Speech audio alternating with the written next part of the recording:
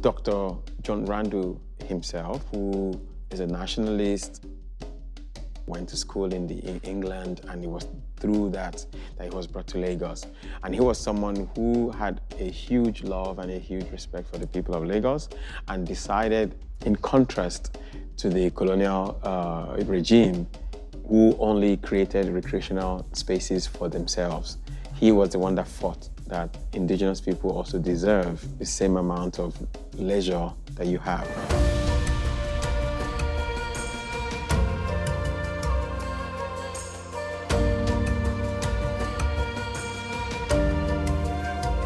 My name is Kudus Onikeku, and I am the inaugural CEO and Center Director for the John Randle Center for Yorùbá Culture and History.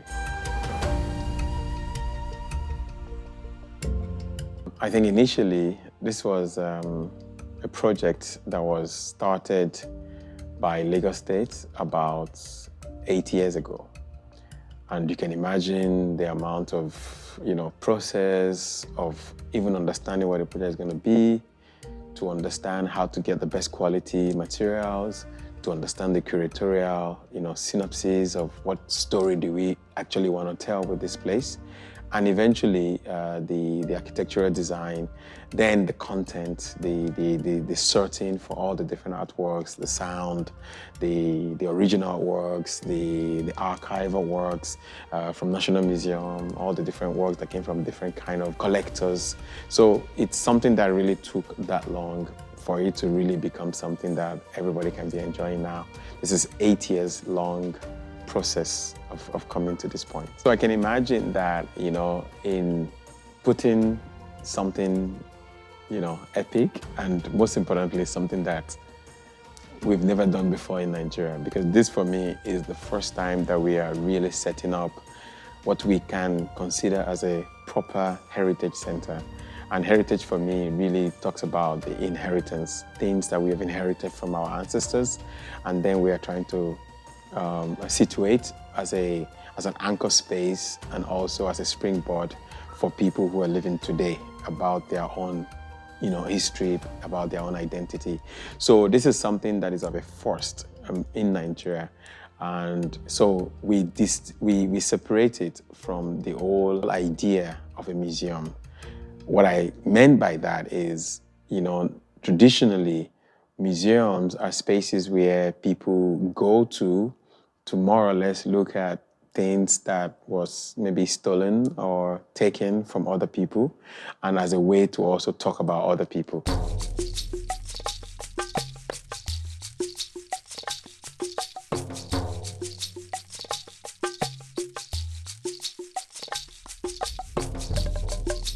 But this time around, we are not talking about other people. We are talking about Yoruba, story, Yoruba cosmogony, Yoruba philosophy, and we are mostly talking to Yorubas. So when you get involved in a situation like that, where you are trying to understand how do we package our own story, how do we organize our own story, how do we tell our own story to coming generations, this is something really, really, really novel. And so you can imagine the amount of try and error, try this, it doesn't work, let's do it this way. So as I speak, we are still, having difficulties to even understand the organizational framework, the legal framework within which we can actually set this. So Lagos State is really pioneering in that sense. So we are learning as we move. It's been completely a learning, curve for the last, 8 years.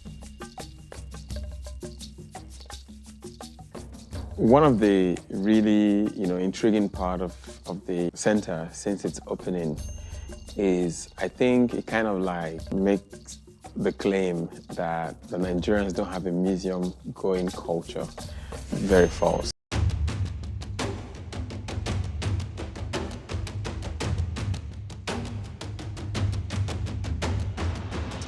I think for a while, history and even understanding of the self has been something that has been taken away from especially the younger generation in Nigeria. So the access to a physical experience like this has been really something of amazement to me, myself, because I can categorically tell you that the moment it opened, one of the few things that I did was to already cut this whole idea of, oh, it's a museum, you cannot take pictures, you cannot take photos. I said, no, I know my target. They need to take pictures and they need to put it on Snapchat, on TikTok, on Instagram, on Twitter, and precisely what really made the effect. Then people started making pictures about their experiences, making videos, content about their experiences, and we automatically got this ripple effect of people just trooping in, that in our 100 days, we opened this place on November 24th, 2024, and we didn't close it up until January 2nd. Then from January 2nd, we took like a week break, and since then we started closing it only on Tuesdays. And in 100 days, we've had over 20,000 visitors, and we made over 80 million naira. And that was as at February 7th. Now, this is, about 5 months in, and the number has almost doubled. So for me, I feel like there is a new interest, there is a new hunger for something that I'm not the only one responsible for it. I think generally there is a kind of a Yorùbá renaissance from the film industry, from content creators, from Masoyinbo, from Washere, from Lishabi, Jagun Jagun. There's a kind of interest in Yorùbá stories that is done well. So for me, I feel like this center is participating in that new, crop of creatives that are paying real serious attention to the quality of craft and attention that they're putting to the details around storytelling, around cultural products. So one thing that we've realized, actually, because I don't know if we did anything special to achieve that, is that younger people in their 20s, in their early 30s, have been, for me, the majority of the audiences that we've had. And also because we made it free of charge to children under 10. So we've had a number of that as well. Then schools, a lot of primary schools, secondary schools, even universities have come from Babcock, University of Ife. People have come from different schools around Lagos. Then I can say Nigeria because University of Ife and the rest of them came as well. Then outside of that, we've also had communities. So for example, we hosted the French community, the German community, the Dutch community, Italian community, the British community. And all of these are people who have been coming. And also, I've hosted a couple of celebrities as well. Anthony Joshua, Wizkid, Fowls the Bad Guy, Mr. Easy. A couple of people have also been here, even Vector. Then also talking about ambassadors, the US ambassador, the UN ambassador, the French ambassador, the American ambassador, the German ambassador. We've had good outcome from different communities that have actually been here.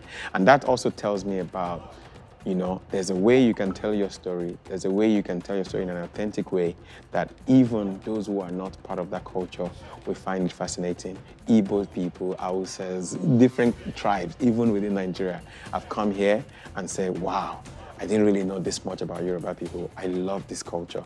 And my own goal really is to make sure that this is not going to be an anomaly in Nigeria or just a one-off.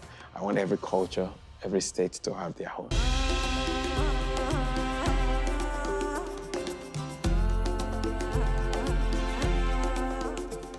Generally, we usually don't like to, call it a museum. Of course, for obvious reason that the museum itself has a very colonial past, a colonial, connotation that we are trying to move away from. Apart from that fact, Dr. John Randle had a huge love and a huge respect for the people of Lagos and decided, in contrast to the colonial regime, who only created recreational spaces for themselves. He was the one that fought that indigenous people also deserve the same amount of leisure that you have. So he was the one that fought to build that swimming pool in 1928. And that swimming pool for me is one of the main reasons why this place is not only about culture, it's also about history. So that swimming pool, when you swim inside a swimming pool or when you're around it, you're actually around history. You're around stories. That is very, very important. A lot of our fathers and our grandfathers actually learned how to swim in that pool. People will come from Surulere, from Ibutemeta, from Ikoyi, from Lagos Island, and that was also like a kind of like a meeting point for them at that time. So for me, I want to create a space where when you come around, you are part of something larger. For me, culture is not really about products. Culture is a collective way of living, a way of life of a people. And culture is not made by an individual. Culture is made by a collective. So when this collective, there are creative people, there are market people, there are sport people, there are craftsmen, there are hairdressers, there are market women. And all of this is what would come together to actually form the culture of the time. So I'm very much, very, very deliberate about making this space an epicenter or a hub for the creatives in general. So you have music programs that we've done here, we've done film screenings, we've done symposiums, we've done festivals. And one thing that we have used as a way to also get in is that we have really made it open, especially to filmmakers who wants to either shoot some of their scenes in our space or also do their movie premiere. So far, we've done 2 movie premieres here, and the first one was Lisha B, which was done in the beginning of the year, in January, and we also had the Artifact that was just done, just recently. And what was also amazing about the way Artifact used the space is that they will also use the pool side for the after party. So for me, I've always been excited when I see people come with ideas because I know what the space is. But each time new people come and say, oh, we can do this here, we can do this there, I want to turn it into a canvas like that to people who have ideas and say, you know what, I want to, for example, over the weekend, some people did they turned the hall downstairs into a special fine dining restaurant for 20 people. A surprise birthday party from one husband to his wife. Those are the kind of interesting ideas I'm excited about. How can we turn this place into a canvas of different ideas? The way Wizkid used it for his music video, completely turn it around as well. I've never seen it used in that sense. So for me, I'm excited to see how people get to interact with this space as a canvas, really.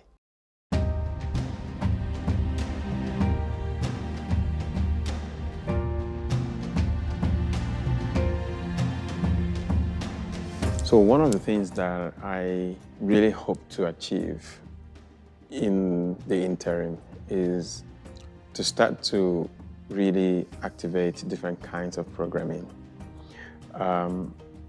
We've been doing a lot of background work, but while we're doing that, we're making other people do whatever they want to do in the space. But for me, it goes a bit beyond that. There's something that I came up with we called Create. So Yorùbá Create, that's the framework within which we're working. C for community, R for research, E for education, A for artist support, T for technology, and the last E for entrepreneurship. So we are quite deliberate about really turning it into a community center. And the community for me ranges from Lagos Island community to the community of creatives and also to the community of Yorùbá globally. So I'm really interested in looking for how do we use new technology and new ideas to bring about, teaching the Yorùbá language especially, because those of us who are having young children now, young kids now, we know that there's a danger. There's a danger our kids don't have enough tools to be able to know, even when they understand Yorùbá, to know how to respond in Yorùbá to us.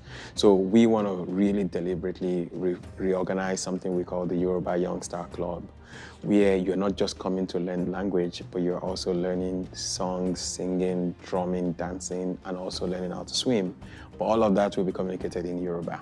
So that it's much more experiential, and you can already practice your jaw in how to respond, because our teachers will not respond to you in English. So we are doing the reverse of vernacular. Now, when you speak English here, that's vernacular. That's when you pay fine. So it's a reverse engineering that we are doing, because I think many people undermine the amount of work that colonialism did. What is done to us, it's much more than we actually imagine. Colonialism really, by its nature, is violent. And what I mean by that is that it is the forceful erasure and removal of something that was and replaced by another thing that was alien to that thing. So once you achieve that work of replacement, to replace it has to be a greater amount of work that needs to be done. So I feel like this space is actually very, very deliberate in looking for how do we really psychologically think about those things and then put programs in place to kind of like do the reverse psychology of that. That's one thing. Technology is another thing that we're really very interested in. Interested in the digital life of all of these things. So that like that, Yoruba people are known to be global people. We're not only situated in Lagos. You don't have to come to Lagos to experience or to be part of what's happening here. How can we use technology as a way to bridge that gap? How can we connect Yoruba people from Nigeria to Benin Republic, to Cuba, to Brazil, to Trinidad and Tobago, to Sierra Leone, to Liberia? How do we reconnect all of that? How do we reunite, more or less, the diaspora as well as the people at home? So there's something we're very deliberate about. How do we use technology as a way to bridge that gap? Also, how do we use artificial intelligence as a way to repossess all our intelligence and our knowledge and our philosophy that has been written in other languages, English, Spanish, French, Portuguese? How do we resituate them and relocalize them in Yoruba language? To do that work is not going to be easy. So we say, you know what, why don't we train our own GPT system? Why don't we get our own large language modeling and then create a ChatGPT, more or less, that speaks Yoruba more than anybody else. Use everybody's Yoruba input and Yoruba understanding to teach our own AI, and then now task that AI to help us retranslate all our intelligence and all our philosophy that has been translated in other languages back into Yoruba language, so that Yoruba then becomes the central to itself. So anybody who wants to translate from Yoruba to other languages won't have to go from English to French, but they will come back to the language itself. So there's a kind of power in repossessing that we are trying to also establish. Then, of course, all of these things that we see here, for me, they do something we call the power of germination. Meaning, my hope is that people come into this space and they get ideas. They come into this space and like, you know what, I want to make a film. They come into this space and say, you know what, I want to make a fashion, idea. They come in and say, you know what, there's this culinary thing that I've been thinking about. So that like that, we also then create enabling space for artist support and also for entrepreneurship. I have this app I want to build. I want to, how do we have enough access to funding where we can start to say, you know what, our designers, our craftsmanship, our craft people, our artists also deserve to make works that can get support from us. Because one of the things that we don't realize is that there is a war, there is a battle that is going on. It's soft. It's a soft, they call it soft power battle, where everybody is trying to impose their culture on other people, and they do it softly. They do it with funding. They do it with access. They do it with different ways. So how do we be really intentional about that? And also recovering our own people and say, you know what, the culture also needs you. The way Americans are trying to woo you, the way the French and the Germans and the British and the Italians are trying to woo you with funding and with this kind of stuff. Let's also start thinking about this and centralizing ourselves. So for me, the vision is really bigger in terms of that. How soon, how quick are we going to achieve it? I don't know, but at least it's important to speak it out so that people are aware of where we should be looking in terms of direction.